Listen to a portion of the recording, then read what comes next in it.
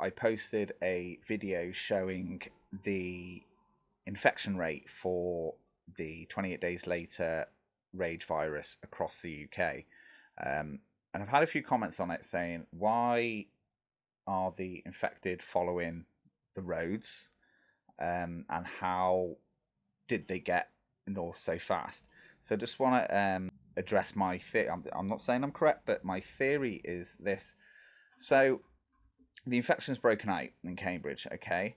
So you've got, absolute chaos. You've got the infected storming shopping centres, schools, businesses, going out into the suburbs, breaking into people's houses. Everything's absolute chaos. People maybe on the other side of town get wind that something is, going on. Because remember, this is 2002, so you've not got Facebook. You've not got it would probably be on the radio pretty quickly that something really bad is going down. It probably would be described as some sort of rioting. But obviously, I imagine it would come pretty clear that it's not.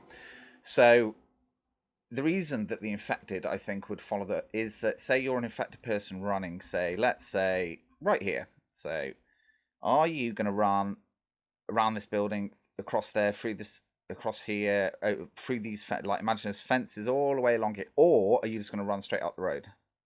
You're going to run straight up the road because that's where everyone is running. That's where everyone's going. That's where the uninfected people are.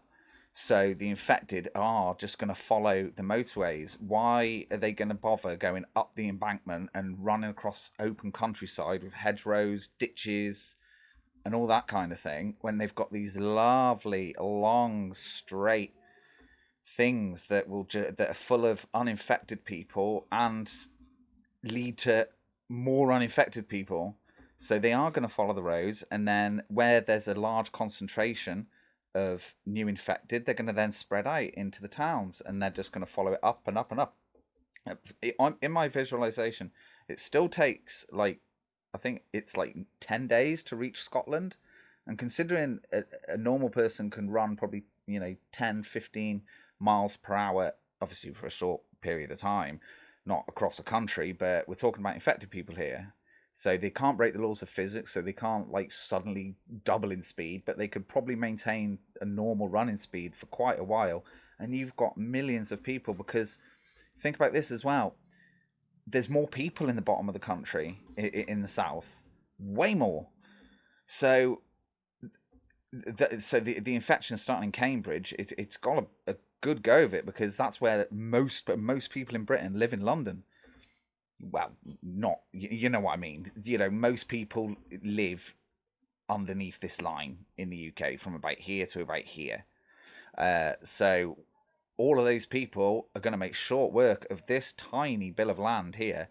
When you actually think about it, if you cut that off, this area is like twice the size of this. So it is going to look like they go quite quick. Let's go. That's all I wanted to say. Bye.